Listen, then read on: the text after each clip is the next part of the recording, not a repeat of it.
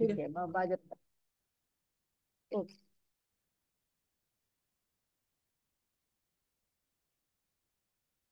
तुझा आवाज नाही आहे. येत आपण ज्या आहे. पद्धतीने हा, आता आला.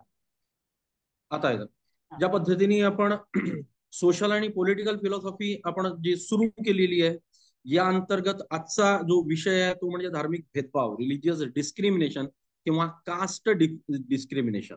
ठीक आहे. तर सर्वप्रथम आपल्याला भेदभाव हा समजून घेतला पाहिजे. जेव्हा आपण सोशल फिलॉसॉफीचा जेव्हा विचार करतो, आपण समतेचा विचार करतो आणि इकडे कुठेतरी डिस्क्रिमिनेशनचा विचार करतो. ठीक आहे.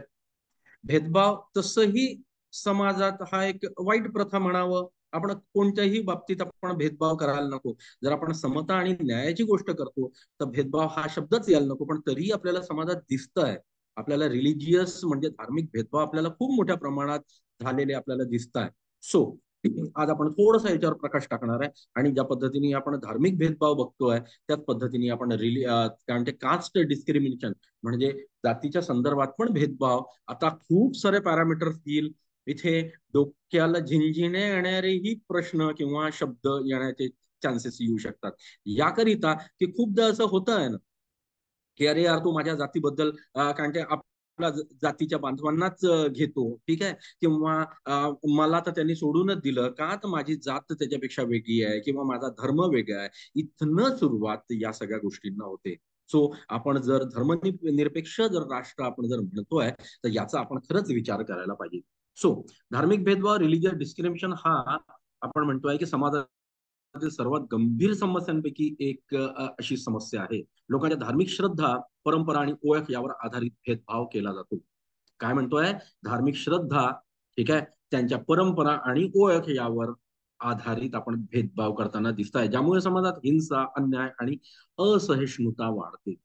समाजात आपल्याला तेच नको आहे. आपल्याला समाजात हिंसा नको आहे, आपल्याला समाजात अन्याय नको आहे, आपल्याला समाजात असहिष्णुता वाढवायची नाहीये. आणि त्याच्यावर एक सगळ्यात मोठा रामबाण उपाय म्हणजे आपण गुणे गोविंदांनी इथे राहिलं पाहिजे. कोणत्याही धर्मपंथाचा आपण जातीचा आपण विचार न करता आपण त्याच्यात भेदभाव करायला नको. जसं सरकारी कोट्यामध्ये भेदभाव होत नाही तसा समाजात पण आपण करायला नको. आता याच्यात सोशल आस्पेक्टनी आपण विचार करणार आहे आणि ऍज वेल एज आता कारण की आपण पॉलिटिकल आस्पेक्टनी की सरकारने यासाठी कोणते कायदे तयार केलेले आहेत. इतिहासभर अनेक समाजांमध्ये धर्मावर आधारित अत्याचार आणि भेदभाव पाहायला मिळतो. सामाजिक आणि राजकीय तत्वज्ञानाच्या दृष्टिकोनातून धार्मिक भेदभावाचा अभ्यास केला त्याचे दूरगामी परिणाम आणि उपाय चांगल्या प्रकारे समजून घेता येईल. आता सामाजिक तत्वज्ञान आणि धार्मिक भेदभाव याचा आपण जेव्हा विचार करतोय तर पहिला कार्ल मार्क्सचा येतोय तो म्हणजे कार्ल मार्क्सने संघर्ष थेअरी, कॉन्फ्लिक्ट थेअरी त्यांनी देण्याचा प्रयत्न केलेला आहे. कार्ल मार्क्सचा जर विचार केला तर त्याच्याजवळ दोनच पंथ आहे, तो म्हणजे एक मजूर वर्ग आहे आणि एक मालक वर्ग आहे आणि याच्यातच तो सगळं सांगण्याचा प्रयत्न करतोय. ठीक आहे.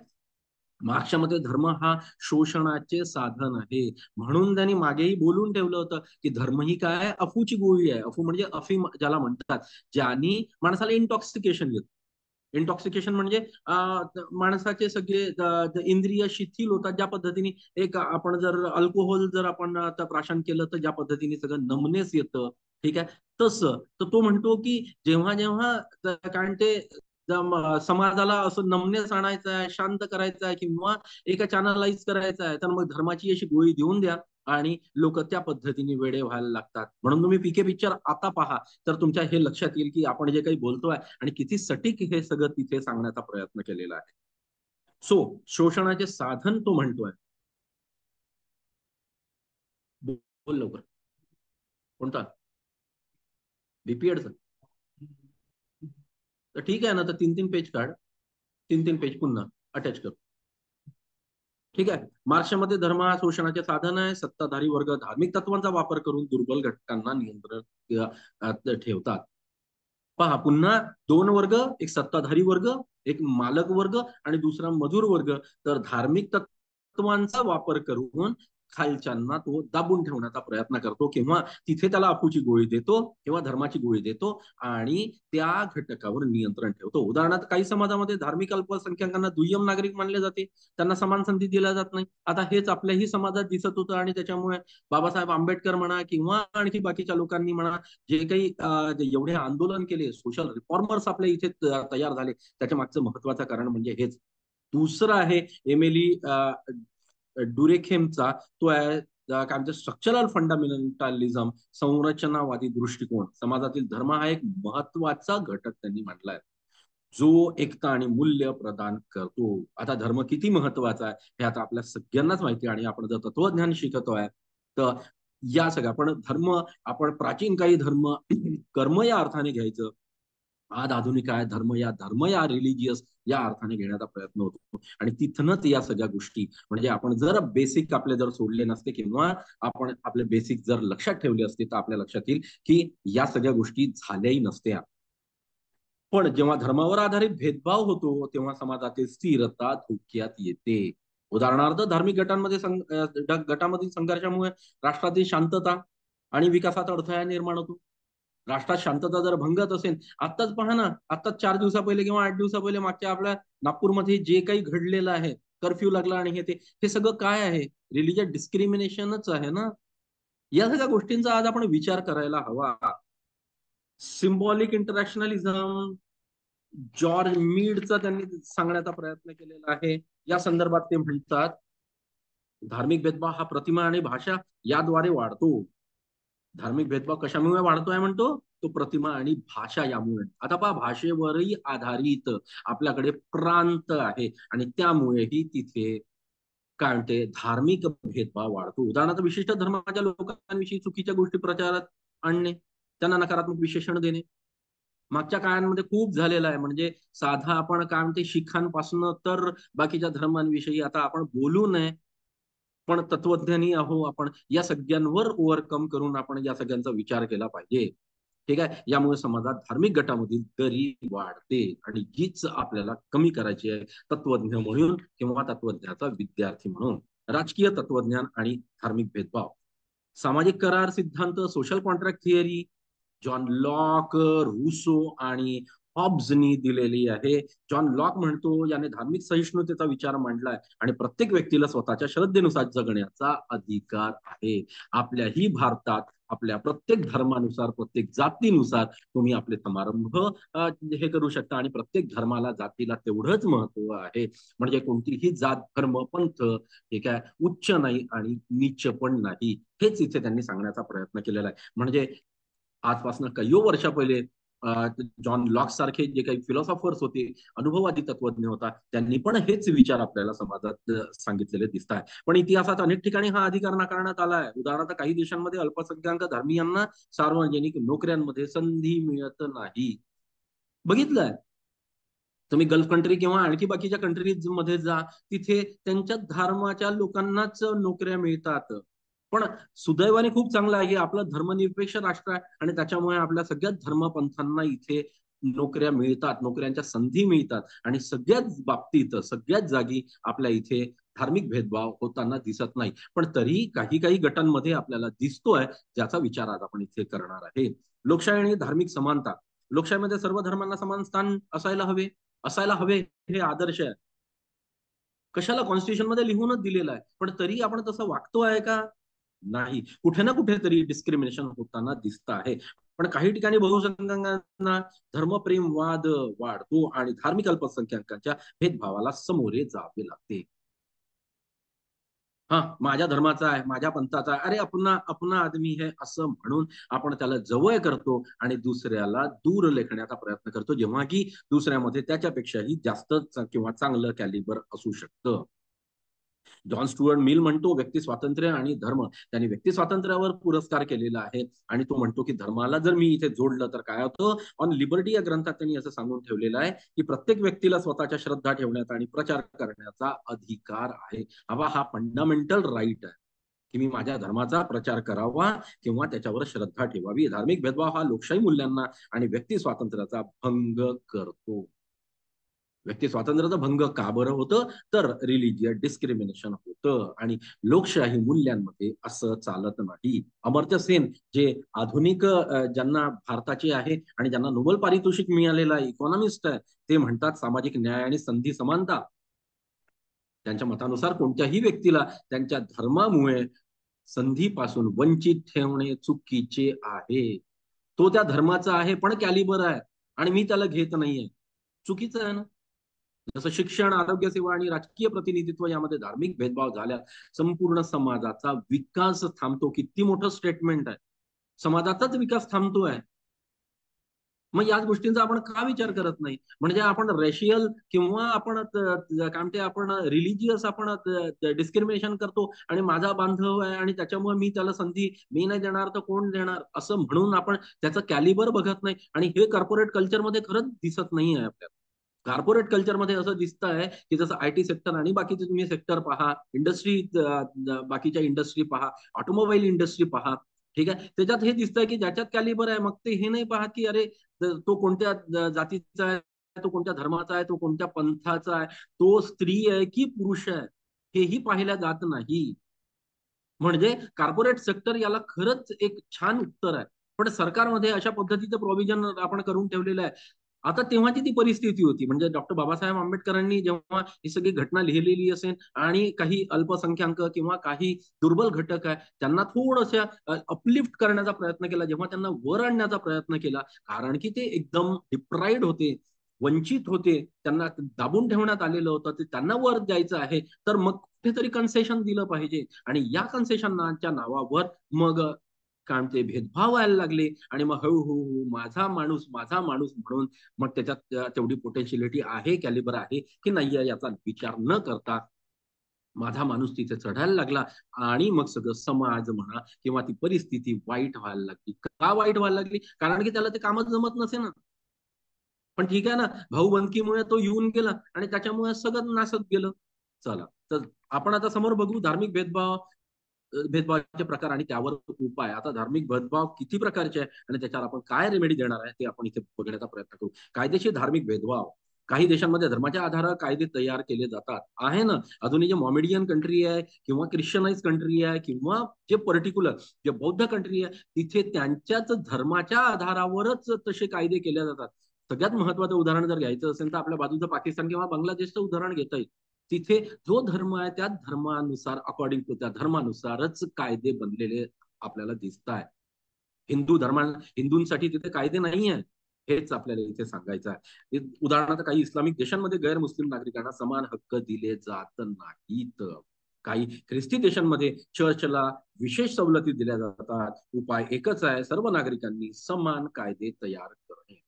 पण पाकिस्तानमध्ये तुम्ही आणखी एक पहा की तिथे हिंदी पण लोक असतात किंवा तिथे हिंदू पण असतात, तिथे शीख पण असतात, ठीक आहे. आणि तुम्ही जर पाहिलं असेल की सर्वोच्च न्यायालयाचा किंवा उच्च न्यायालयाच्या तिथे न्यायाधीश पण म्हणजे गैर मुसलमान पण आहे.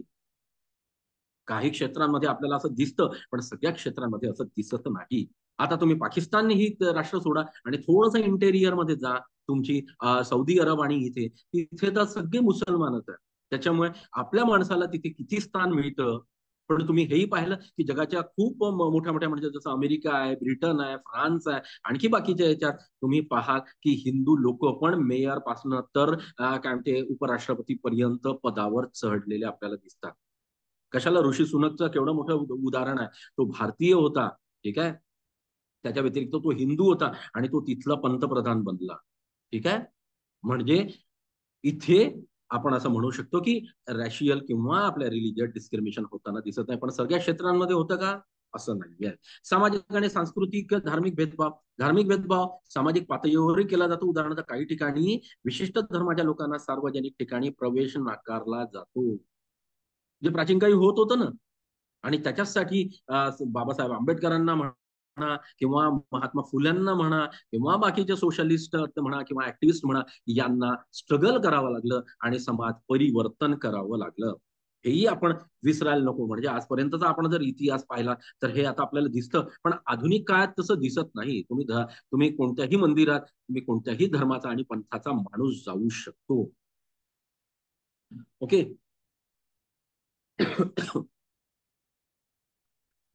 त्याच्यावर एक उपाय त्यांनी सुचवला आहे, सहिष्णुता वाढविण्यासाठी शिक्षण आणि जागरूकता निर्माण करणे. किती छान उपाय आहे त्याच्यावर, की याच्यावर एकच रामबाण उपाय आहे, ते म्हणजे माणसाने सुशिक्षित व्हायला हवं.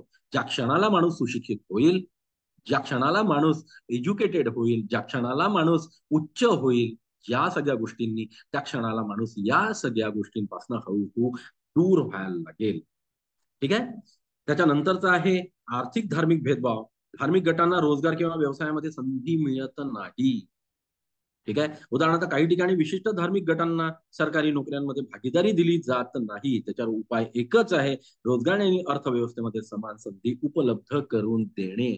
आत्ताच अमर्त्य सेनचं आपण स्टेटमेंट वाचलेलं आहे आणि त्या अर्थाने आपण म्हणतो की मी म्हणून म्हटलं की हे जे काही उदाहरणं आहे ते आपल्या देशामध्ये जास्त प्रमाणात दिसत नाही. कारण की आपली जी इंडस्ट्री आहे या इंडस्ट्रीमध्ये सगळ्याच धर्मपंथाचे लोक दिसतात, पण तुम्ही बाहेरचा जेव्हा विचार करता तेव्हा या सगळ्या गोष्टी प्रकर्षाने जाणवायला लागतात आणि म्हणूनही आपण सोशल आणि पॉलिटिकल फिलॉसॉफीमध्ये याचा आपण विचार करतो आहे. राजकीय धार्मिक भेदभाव याच्यात आपण म्हटलंय काही ठिकाणी धार्मिक अल्पसंख्याकांना मतदानाचा किंवा सत्तेचा अधिकार मिळत नाही. हेही सगळ्यात महत्वाचं आहे. उदाहरणार्थ काही देशांमध्ये विशिष्ट धर्माच्या व्यक्तीला राष्ट्रप्रमुख होण्याचा अधिकार आहे. व्हॅटिकन सिटीमध्ये सगळे पोप आणि तेच लोक आहेत. तुमचे हिंदू आणि बाकीचे लोक तिथे दिसत नाही. म्हणजे काही काही पंथांमध्ये जो उच्च जो राहतो तो त्याच धर्माचा असू शकतो. आता तुम्ही पहा ना की जसं आम्ही त्या दिवशी आमच्या विद्यार्थ्यांना तेच म्हणत होतो की अय्यप्पा स्वामी ते जे काही मंदिर आहे जिथे सगळे काळे कपडे घालून जातात तिथे स्त्रियांना कायमचा प्रवेशच नाहीये. किंवा तुम्ही बॅप्सचं जर तुम्ही अहमदनगरचं नगरचं जर तुम्ही सॉरी अहमदाबादचं जर तुम्ही ते उदाहरण पाहिलं स्वामीनारायण मंदिर तिथे स्त्रियांना प्रवेशच नाकारतात. स्त्रियांना प्रवेश नाकारतात म्हणजे 10 फुटानंतर त्यांची रांग लागते. तिथले लोक स्त्रियांचं तोंडच पाहत नाही आणि ज्या दिवशी त्यांनी तोंड पाहिलं त्या दिवशी निर्जल उपवास करतात. जेव्हा आमचं कॉन्फरन्स तिथे झालं होतं आणि आम्ही जेव्हा तिथे हे हा सगळा प्रकार पाहिला आमच्यासाठी खूपच आश्चर्य होतं. म्हणून मग थोडासा ओशोचा आपण विचार केला पाहिजे, रजनीशचा आपण विचार केला पाहिजे. रजनीश या सगळ्या गोष्टींना डिबार करतो. तो म्हणतो की असं कुठे आहे, स्त्री अशी कशी काय म्हणते दुय्यम दर्जाची असू शकते, जिच्यातनं सगळी सृष्टी निघालेली आहे ती दुय्यम दर्जाची कशी असू शकते. आणि म्हणून धार्मिक भेदभाव आपण करायला नको. आपण स्त्री जेंडर भेदभाव आपण करायला नको. काही देशांमध्ये विशिष्ट धार्मिक व्यक्तीला राष्ट्रप्रमुख होण्याचा अधिकार आहे. भारतात पूर्वी अस्पृश्य वर्गांना मतदानाचा अधिकार नव्हता, जो आज फंडामेंटल राईट मध्ये आलेला आपल्याला दिसतो. लोकशाही आणि समानतेच्या तत्वांना बळकट करणे. ज्या क्षणाला लोकशाहीला आपण बळकट करू, समानतेचा आपण विचार करू, तर हे सगळे जे काही मुद्दे आहे हळूहळू ओमिट व्हायला लागेल, नष्ट व्हायला लागेल. ऐतिहासिक आणि आधुनिक संदर्भ. भारतातील धार्मिक असहिष्णुता आणि भेदभाव. भारत हा विविध धर्मांचा देश आहे. म्हणून आपण इथे एकच धर्म आपण इथे म्हणत नाही आणि म्हणून धर्मनिरपेक्ष आपण म्हटलेलं आहे की कोणत्याही धर्माला पंथाला जातीला इथे महत्व आपण दिलेलं नाही. सगळे एकाच सारखे आहे. पण तरीही धार्मिक तणाव आणि भेदभावांचे प्रकार आढळतात. आता जे मागच्या आठवड्यात नागपूरमध्ये झालं हा याचा महत्वाचा जिवंत उदाहरण आपल्याला दिसत आहे. डॉक्टर बाबासाहेब आंबेडकरांनी भारतीय राज्यघटनेत सर्व धर्मांना समान अधिकार दिलेले होते. पण तरी समाजात असं दिसत आहे का? नाही. सार्वजनिक ठिकाणी कुठल्याही धर्मावर आधारित भेदभाव करण्यास संबंध नाही आहे. सार्वजनिक ठिकाणी तुम्ही असंही बोलू शकत नाही. पर्टिक्युलर धर्माला प्राधान्य किंवा पर्टिक्युलर धर्माचा आपण विचार करणे असंही होत नाही. युरोप आणि धार्मिक स्वातंत्र्य. मध्ययुगात ख्रिश्चन धर्माला सर्वोच्च मानले जात असे आणि इतर धर्मीयांवर अन्याय केला जात होते. मध्ययुगीन काय हा पोपचा काय होता, हा चर्चचा काय होता आणि म्हणून ख्रिश्चन जिथे असेल किंवा काय म्हणते मिशनरी जिथे असेल तेच उच्चस्थानी होते. हेही आपल्याला इथे दिसत आहे. आज युरोपमध्ये धार्मिक स्वातंत्र्य आहे पण इस्लामोफोबिया आणि स्थलांतरवादावरील भेदभाव वाढला आहे. इस्लामोफोबिया म्हणजे इस्लाम जे काही कंट्रीज आहे इथे आणि त्यामुळे स्थलांतर खूप मोठ्या प्रमाणात होत आहे. आपला पहा ना भारतातूनही खूप मोठ्या प्रमाणात पाकिस्तानमध्ये मुस्लिम जातात. त्यांना असं वाटतं की इथे ते इन्सिक्युअर आहे. मी तर म्हणतो की इथल्यापेक्षा ते तिथेच इन्सिक्युअर आहे. इथे आपण आपलं जर न्याय व्यवस्था आणि आपली जर यंत्रणा जर पाहिली तर आपण कोणत्याही धर्माला कोणत्याही जातीला आपण दुय्यम लेखत नाही आणि म्हणून जगाच्या पाठीवर आता असं व्हायला लागलं आहे की सगळ्यात सेफेस्ट कंट्री जर असेल तर ती फक्त भारत आहे. इथे कोणताही धर्माचा व्यक्ती कोणत्याही कांट्य प्रकारचा व्यक्ती इथे जगू शकतो, सर्व्हाइव्ह करू शकतो. मध्य पूर्वेतील धार्मिक कट्टरता. सौदी अरेबिया, इराण यासारख्या देशांमध्ये इस्लामिक कायदे लागू आहेत. त्यामुळे धार्मिक अल्पसंख्याकांना समान हक्क मिळत नाही. म्हणून तिथे आपली लोक उच्च स्थानावर दिसतात असलेले आपल्याला कधीही दिसत नाही. धार्मिक असहिष्णुता वाढण्यासाठी जागतिक पातळीवर प्रयत्न आवश्यक आहे आणि म्हणून इंटरनॅशनल लेवलवर या सगळ्या गोष्टींचा विचार व्हायला पाहिजे. याच्यावर एकच छान उपाय आणि निष्कर्ष आपण जर काढला तर धार्मिक भेदभाव हा सामाजिक आणि राजकीय स्थैर्यासाठी घातक आहे. म्हणजे सोशल और पॉलिटिकल दोन्हीसाठी हा घातक आहे. लोकशाहीचा जर आपण विचार केला, मानवाधिकाराचा विचार केला, सहिष्णुतेचा जर आपण विचार केला, यावर जर आधारित आपण जर समाज निर्माण केल्यास धार्मिक हिंसा आणि भेदभाव कमी होऊ शकतो.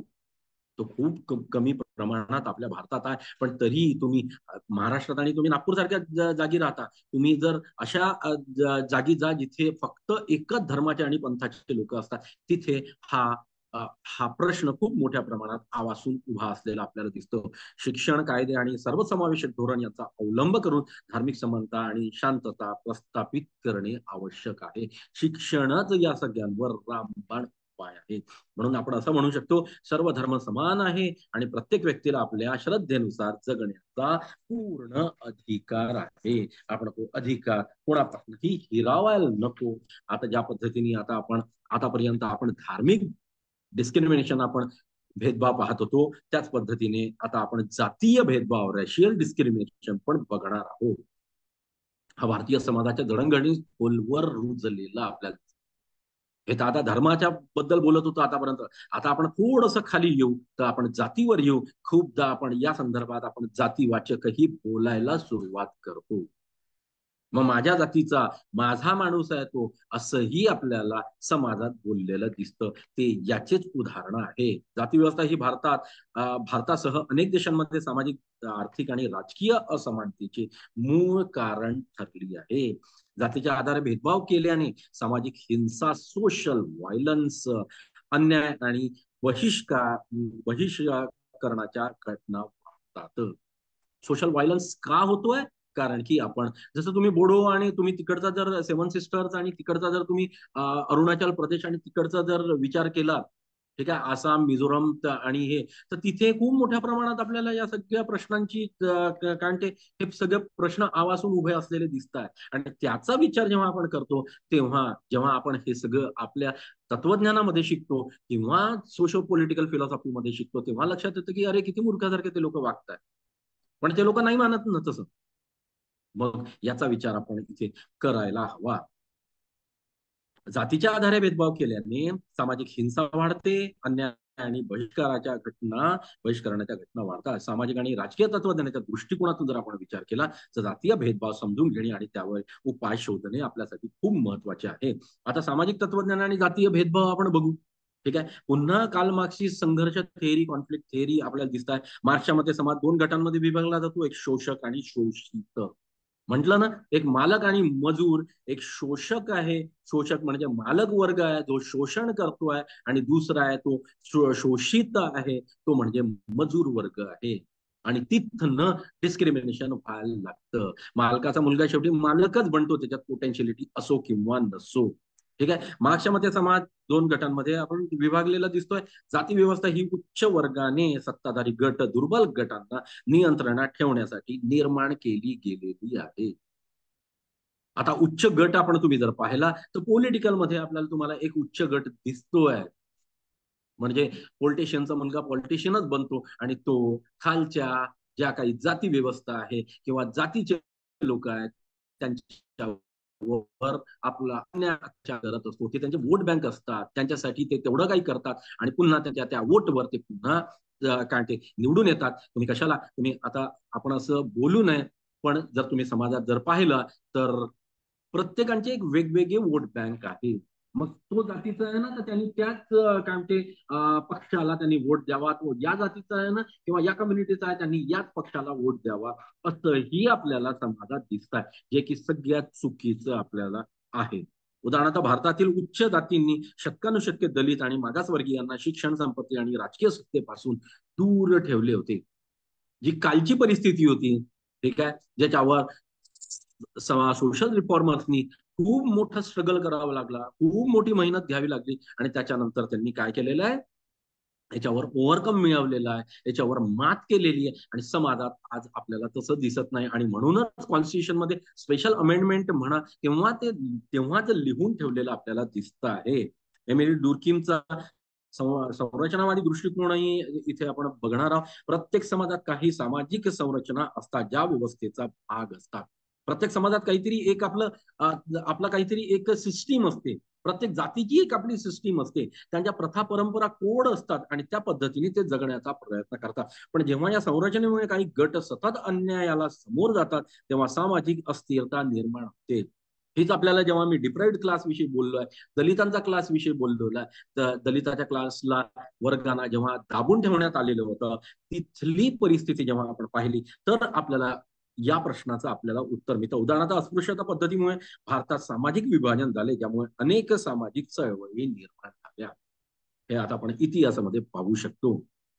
जॉर्ज मीडचा सिम्बॉलिक इंटरॅक्शनलिझम समाजात विशिष्ट जातीसंबंधी प्रतिमा आणि विशेषणे तयार केली जातात. उदाहरणार्थ दलित आणि मागासवर्गीय लोकांना अशुद्ध किंवा अस्पृश्य म्हणून पाहिले गेले, ज्यामुळे त्यांना सामाजिक अधिकार नाकारण्यात आले होते. मी बोलले ते आज आपल्याला कुठेही दिसत नाही. आज आदिवासींना आपल्याला आदिवासी म्हणता येत नाही, त्यांना वनवासी म्हणावं लागतं. आपण खूप सारे टर्मिनॉलॉजी आपण चेंजेस केलेले आहे. ठीक आहे. आता अस्पृश्य हा शब्द एकदम वापरता येत नाही, कारण की त्यालाही काही पॅरामीटर्स दिलेले आहेत. आज अस्पृश्य आता कोणीच नाही राहिलेला आहे. आणि त्याच्यामुळे कारण की प्रत्येकाला एक आपण संधी दिलेली आहे, त्याला वर आणण्याचा प्रयत्न केलेला आहे. आता तो आपण जसं सोशल अँगल पाहिला तसं आता पॉलिटिकल अँगल पण आपल्याला इथे पाहायचा आहे. जातीय भेदभावाच्या संदर्भात सामाजिक करार, कॉन्ट्रॅक्ट थेअरी, पुन्हा लॉक, रुसो आणि हॉब्सचा जॉन लॉक म्हणतो या संदर्भात सर्व लोक जन्मतः समान आहेत. पहा किती मोठा एक विचार त्यांनी सांगण्याचा प्रयत्न केलेला आहे. माणूस जन्मता कोणत्या जातीचं येतो का? नाही. आपण हे लेबल नंतर लावतो. जन्मता तो फक्त मानवच असतो. पण जाती व्यवस्थेमध्ये काही लोकांना जन्मता दुय्यम दर्जा दिला जातो. रुसोच्या मते समानतेशिवाय समाज टिकू शकत नाही. जर समाज टिकवायचा असेल तर समानता, इक्वॅलिटी असली पाहिजे. इक्वॅलिटी फक्त आपण बोलताना दिसतं, पण जेव्हा समाजात आपण इक्वॅलिटीचा जेव्हा विचार करतो, म्हणजे की स्त्री असेल तरी मी तिला तेवढेच वेजेस देईन, तिच्याकडनं तेवढंच काम करून घेईन. अरे पण तिची शारीरिक क्षमता तेवढी नाही आहे ना, पण ती दुसऱ्या फील्डमध्ये खूप चांगलं करू शकते ना. मग तिला तिचा तिथनं उपयोग करून घेऊन आपण तिला तेवढे वेजेस दिले पाहिजे. तसं एका माणसाला जर तुम्ही एका दिवसाचे 1,000 रुपये देते तर स्त्रीला नाही ना, तू स्त्री आहे, तू तेवढं थोडी उचलणार आहे, तेवढं थोडी काम करणार आहे. अरे असं थोडी आहे. नाही ना, नाही, या जातीचे लोक खूप कट्टर असतात, या जातीचे लोक खूप हार्ड वर्कर असतात, त्याच्यामुळे त्यांना जास्त वेजेस आणि बाकीच्या लोकांना कमी वेजेस, असंही आपल्याला दिसतंय, जे की चुकीचं आहे. जातीय भेदभावामुळे काही गटांना मूलभूत हक्क मिळत नाही. पण आज असं नाही आहे. आज जर निर्वाचन आयोगाचा जर तुम्ही विचार करा, जर तुम्ही वोटचा विचार करा, तर आज साधू संतांपासून 18 वर्षाच्या वरचा कोणीही असेल, फक्त तो पागल असता कामा नये. तो सुज्ञ असावा, त्याला कळावं की आपण कोणाला वोट देताय. हा सर्वात मोठा फंडामेंटल आपला राईट आहे. लोकशाही आणि जातीय समानता, लोकशाहीमध्ये प्रत्येक व्यक्तीला समान अधिकार असायला हवे, पण जाती व्यवस्थेमुळे राजकीय सत्ता आणि काही विशिष्ट गटांकडेच ती राहिलेली आपल्याला दिसते. उदाहरण ब्रिटिशकालीन भारतात उच्च जातींना सरकारी नोकऱ्यांमध्ये संधी मिळत होती, पण आज तसं नाहीये. आज तुम्ही पहा IAS आणि कलेक्टर किंवा मंत्रालयात तुम्ही वेगवेगळ्या जातीचे, धर्माचे, पंथाचे लोक पण उच्च स्थानावर आपल्याला दिसताय. जॉन स्टुअर्ट मिल म्हणतो व्यक्ती स्वातंत्र्य आणि सामाजिक सुधारणा याबद्दल तो बोलतोय. मिलच्या मते व्यक्तीला त्याच्या क्षमतेनुसार संधी मिळायला पाहिजे. पहा JS मिल किती छान त्याचे युटिलिटेरियनिझम उपयोगितावाद तुम्ही फर्स्ट इयरला विद्यार्थ्यांनी शिकलेला असेल, जेव्हा आपण सुखवाद शिकलेलो होतो त्या संदर्भात तो म्हणतो की तुमच्या पोटेन्शियलिटीनुसार तुम्हाला संधी मिळायला पाहिजे ना. मग तू कोणत्या जातीचा कोणत्या धर्माचा मी नाही विचार करणार आहे. शेवटचे 10 मिनिटं राहिलेले आहेत, मी संपवतोय. ठीक आहे. वंचित ठेवले गेले आहे. अनेक लोकांना शिक्षण आणि नोकरीपासून वंचित ठेवले गेले, जे की चुकीचं होतं. त्यामुळे सामाजिक सुधारणामध्ये सुधारणांसाठी कायदे करणे आवश्यक आहे.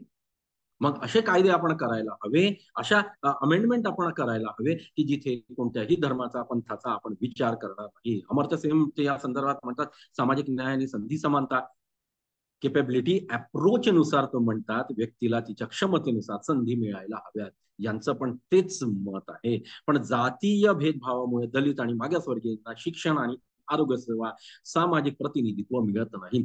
जे की आज मी पुन्हा म्हणेन की आज त्यांना त्यांच्या याच्याप्रमाणे आपण प्रतिनिधित्व देण्याचा प्रयत्न करतो. जसं तुम्ही संसदेमध्ये जरी म्हटलं तरी प्रत्येकाचा एक कोटा ठरलेला आहे. ज्यांना आपल्याला वर आणायचा आहे त्यांचा कोटा तो वाढवलेला असतो आणि त्या पद्धतीने जर कशाला आपण जसं थर्ड जेंडर आपण म्हणतो किन्नर, तेही आता त्यांचेही प्रतिनिधित्व आता व्हायला लागलेलं आहे. आता ते पण लोक, जसं आता तुम्ही आत्ताच कुंभमेळा झालेला होता, त्यांचाही एक आखाडा म्हणजे त्यांचेही किन्नरांचेही काय म्हणते साधू संत लोक आलेले होते, म्हणजे त्यांना जर तिथे प्रतिनिधित्व आहे तर संसदेमध्ये तर आपण दिलेलंच आहे. ठीक आहे. जातीय भेदभाव आणि प्रकार व त्यावर उपाय. कायदेशीर जातीय भेदभाव. काही ठिकाणी कायद्यांच्या आधारे जातीमध्ये भेदभाव केला जातो. उदाहरणार्थ ब्रिटिश काळात उच्च जातींना प्रशासकीय पदे मिळत होती. मनुस्मृतीसारख्या ग्रंथांमध्ये जातीय विभाजनाला मान्यता दिली गेली होती आणि मनुस्मृतीचं म्हणून दहन करण्यात आलेलं आपल्याला दिसत आहे. पण ब्रिटिश ते ते काय ते असं म्हणू की त्यांना काहीतरी विजन होतं. विजन म्हणजे त्यांना आपल्यावर रूल करायचं होतं, राज्य करायचं होतं. त्यांनी त्या पद्धतीने डिवाइड अँड रूल केलेलं आहे. पण त्याच्यानंतर जेव्हा आपण कॉन्स्टिट्यूशन लिहिलं तर या सगळ्या गोष्टी आपण निक्षून आपल्या याच्यात ठेवल्या आणि या सगळ्या गोष्टी आपण दूर करण्याचा आपण इथे प्रयत्न केलेला आपल्याला दिसतोय. आणि म्हणूनच कॉन्स्टिट्यूशन लिहिताना प्रत्येक जातीला, धर्माला एक वेगळं स्थान दिलेलं आहे. त्यांना तेवढी अपॉर्च्युनिटी दिलेली आहे आणि सगळ्यांना एका लेवलवर आणण्याचा प्रयत्न केला आहे, कारण की आपण समानता हे तत्व स्वीकारलेलं होतं. म्हणूनही समान हक्कांसाठी संविधानिक कायदे लागू करणे. आता समान हक्क द्यायचे आहे तर संविधानिक कायदे आपल्याला लागू केले पाहिजे. संविधानात तसे आपल्याला प्रोव्हिजन केले पाहिजे आणि आपल्याला इक्वेलिटी आणण्याचा प्रयत्न केला पाहिजे. सामाजिक आणि सांस्कृतिक जातीय भेदभाव. जाती व्यवस्थेमुळे अनेक समाजांमध्ये अस्पृश्यता आणि बहिष्कार पद्धती अस्तित्वात राहिल्या. उदाहरणार्थ गावामध्ये दलित समाजाला सार्वजनिक विहिरीतून पाणी घेण्यास मनाई होती म्हणेन मी पुन्हा. आज तसं नाहीये. काही ठिकाणी दलितांना मंदिरे आणि हॉटेल्समध्ये प्रवेश न देणे. मी मगाशी जसं ते अय्यप्पा स्वामींचं मंदिराचं उदाहरण दिलं, कारण ते स्वामीनारायण मंदिराचं उदाहरण दिलं. आज कुठे कुठे आहे पण तिथेही स्ट्रगल झालेले आहे. कशाला? जर तुम्ही कारण ते इथे नगर जिल्ह्यातील कारण ते शिर्डी आणि त्याच्या समोर तर शनी शिंगणापूर आहे. पहिल्या स्त्रियांना तिथे जायची कारण ते अनुमतीच नव्हती. आज कमीत कमी त्याच्या चौथ्यापर्यंत म्हणजे पायरीपर्यंत, पहिल्या पायरीपर्यंत तरी स्त्री जाते आणि दुरून तरी का नव्हे त्यांची पूजा करू शकते, नमस्कार करू शकते. म्हणजे आज रिव्होल्युशन घडले आणि या सगळ्या गोष्टी हळूहळू कमी व्हायला लागलेल्या आहेत. कशाला? विठ्ठलाच्या मंदिरामध्ये आजपर्यंत पंडित लोक होते, माणूसच त्याची पूजा करायची. आज स्त्री पण तिथे त्याचे आंघोळ किंवा सकाळची पूजा करायला लागलेली आहे. सामाजिक आणि सांस्कृतिक जातीय भेदभाव. जाती व्यवस्थेमध्ये अनेक समाजांमध्ये अस्पृश्यता आणि बहिष्कार पद्धती अस्तित्वात राहिल्या. ठीक आहे. जे आता आपण हळूहळू कमी व्हायला लागले. आर्थिक जातीय भेदभाव. ब्रिटिश जातींना विशिष्ट जातींना नोकरी, व्यवसाय आणि आर्थिक संधीमध्ये भेदभावाचा सामना करावा लागतो. उदाहरणार्थ उच्च जातीय लोकांकडे मोठ्या प्रमाणात जमीन आणि संपत्ती केंद्रित आहे. दलित आणि मागासवर्गीयांना कर्ज आणि आर्थिक मदतीसाठी अडचणी येतात. पण आज तसंही नाहीये. पुन्हा मी तुम्हाला हेच सांगण्याचा प्रयत्न करतोय.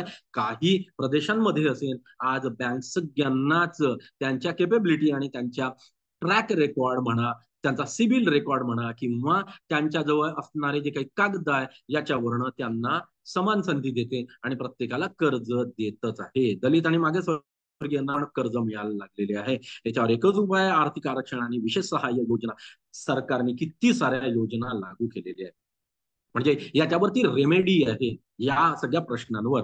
राजकीय जातीय भेदभाव. पूर्वी दलित आणि मागासवर्गीयांना मतदानाचा हक्क नव्हता, पण आज आहे. आजही अनेक ठिकाणी उच्च जातीय राजकीय सत्ताधारी गरीब आणि मागासवर्गीयांच्या हक्कांवर दबाव आणतात. हा, हे म्हणू शकतो. पण तिथेही जर कांटे शासन आलं आणि कायद्याची जर भाषा झाली तर हळूहळू ते पण तिथे कमी व्हायला लागत आहे. त्याच्यावर उपाय एकच आहे, राजकीय प्रतिनिधित्व वाढण्यासाठी आरक्षण आणि सामाजिक जागरूकता निर्माण व्हावी. तुम्ही जर सोशल खूप साऱ्या रील्स पहा आणि खूप सारे आजकाल आधुनिक तुम्ही जे पिक्चर पहा, OTT वरचे जर प्लॅटफॉर्मवरचे जर तुम्ही पिक्चर पहा तर हे सगळं हळूहळू कमी व्हायला म्हणजे हे ज्वलंत प्रश्न तिथे दाखवतात आणि याच्यावरच्या रेमेडीज पण दाखवतात. इतिहास आणि आधुनिक संदर्भ आपण जर पाहिले, भारतातील जातीय सुधारणा चळवळी महात्मा फुलेंनी सत्यशोधक समाजाची स्थापना केली आणि सुधारणा घडवून आली. बाबासाहेब आंबेडकरांनी भारतीय संविधानात दलित आणि मागासवर्गीयांना हक्काचे संरक्षण मिळवून दिले. हे सगळे अमेंडमेंट आहे पॉलिटिकल. अमेंडमेंट म्हणण्यापेक्षा ही आपण तरतूद करून ठेवलेली होती. संविधान आणि जातीय व्यवस्थेवरील कायदे अनुच्छेद 15 आणि 17 जातीवर आधारित भेदभाव आणि अस्पृश्यता बंद करण्याचा त्यात स्पष्ट उल्लेख आहे. म्हणजे आपण असं कोणत्याही जातीचा धर्माचा आपण तिथे विचार करणार नाही. अनुच्छेद 340 मध्ये त्यांनी सांगितलेलं आहे मागासवर्गीयांसाठी विशेष योजना लागू करण्याचा अधिकार तिथे दिलेला आहे. म्हणजे कलम 340चा जर आपण विचार केला तर आपल्याला जातीय आणि धार्मिक आपल्याला भेदभाव इथे दिसत नाही. अनुसूचित जाती आणि जमाती अत्याचार प्रतिबंध कायदा SC/ST ऍक्ट 1989 जाती हिंसा रोखण्यासाठी याचा कडक हा कायदा केलेला आहे. याचा थोडंसं जरी 19-20 झालं तर त्याच्यावर खूप मोठी ऑफेन्स किंवा गुन्हा घडतोय. आधुनिक काळातील जातीय व्यवस्था आणि त्याच्यावरील समस्या आणि त्याच्यावरील उपाय त्यांनी सुचवलेले आहेत. आजही भारतातील काही भागांमध्ये जातीय आधारित जातीवर आधारित भेदभाव आणि अत्याचार घडताना आपल्याला दिसत आहे. मी जसं म्हटलंय की तुम्ही जर वरचा पट्टा म्हणजे तुम्ही ईस्ट साईडला जर तुम्ही जेव्हा जाल 7 सिस्टर किंवा ते 7 जो तो प्रदेश आहे अरुणाचल प्रदेश पासून मिझोरम आणि येथे तिथे या सगळ्या गोष्टी दिसतात किंवा कुठेतरी इंटेरियर मध्ये दिसतात. पण कॉर्पोरेट किंवा तुम्ही मोठमोठ्या शहरांमध्ये हे कुठेही आपल्याला दिसत नाही. याच्यावर एकच उपाय आहे शिक्षण आणि आरक्षण प्रणाली मजबूत करणे. शिक्षण इतक्या चांगल्या पद्धतीने आपण दिलं पाहिजे की या सगळ्या गोष्टींचा जेव्हा आता आता आपण तत्वज्ञानाचे विद्यार्थी म्हणून जेव्हा आपण या सगळ्या गोष्टींचा विचार करतो तर आपल्या लक्षात येतं की अरे हो या आपल्या समाजात तसं दिसतं ना तर आपण त्याच्यावर ओव्हरकम करायला पाहिजे. हे शिक्षणाचं खरं काय म्हणते फलित असू शकतं. सामाजिक एकता वाढण्यासाठी जनजागृती सारख्या मोहिमा राबविणे. आपण बघा ना छोट्यापणापासून तुम्ही काय म्हणते तुमच्या वर्गामध्ये काय सरस्वती पूजन जेव्हा करताय काय होतं सगळ्या धर्मपंथाचे लोक एकत्र येत होते. ते काहीतरी समारंभ करत होते. तुम्ही काहीतरी प्रेयर करत होते. हेच त्यांनी इथे सांगण्याचा प्रयत्न केलेला आहे. इथनं एकता वाढण्याचं एकता वाढते आहे. जातीऐवजी आर्थिक निकषांवर आधारित धोरण स्वीकारणे. आता जातीवर आधारित आपण धोरण स्वीकारायचं का नाही. मग धोरण स्वीकारायचं तर आर्थिक आधारावर स्वीकार. याच्यावर एकच सर्वात रामबाण उपाय. आणि जर आपण निष्कर्ष जर या सगळ्यांचा काढला तर जातीय भेदभाव हा केवळ सामाजिक संस्था नसून तो लोकशाही आणि मानवाधिकारांना बाधा पोहोचवतो आहे. ठीक आहे. आणि मानवाधिकार म्हणजे ह्युमन राईट्सचा जेव्हा आपण विचार करतो तर रेशियल म्हणा किंवा रिलिजियस म्हणा किंवा कास्ट म्हणा डिस्क्रिमिनेशन हे आपल्यासाठी सगळ्यात मोठं स्टम्बलिंग ब्लॉक आहे. आपण याच्यावर ओव्हरकम केलं पाहिजे तेव्हाच समाजात एकता आणि शांतता आणि न्याय प्रस्थापित होईल. आणि ज्या क्षणाला हे होईल त्या क्षणाला आपल्या सगळ्या गोष्टी हळूहळू कमी व्हायला लागेल. लोकशाही समानता आणि सामाजिक न्यायाचे तत्व अंगीकारून जातीच्या भेदभावावर विजय मिळविला जाऊ शकतो. म्हणून ते म्हणतात की जात नाही तर प्रतिमा आणि कष्ट महत्वाचे आहे. म्हणून आपण आपली प्रतिमा जर उंचवायची असेल तर आपण कष्ट केले पाहिजे. हेच इथे आपण सांगू शकतो. आणि या पद्धतीने आपण जातीय आणि ज्याला आपण काय म्हणतो की धार्मिक आणि जातीय आपण डिस्क्रिमिनेशन आपण हळूहळू दूर करू शकतो.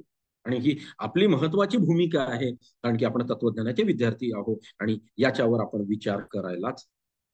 Thank you very much madam. मी माझ्या वेळेमध्ये त्याला संपवण्याचा प्रयत्न. धन्यवाद सर. आपण जे मोलाचे मार्गदर्शन केले त्याबद्दल आम्ही आपले आभारी आहोत. उद्याही याच वेळेला हा कार्यक्रम सुरू होईल. बिलकुल. थँक्यू. थँक्यू.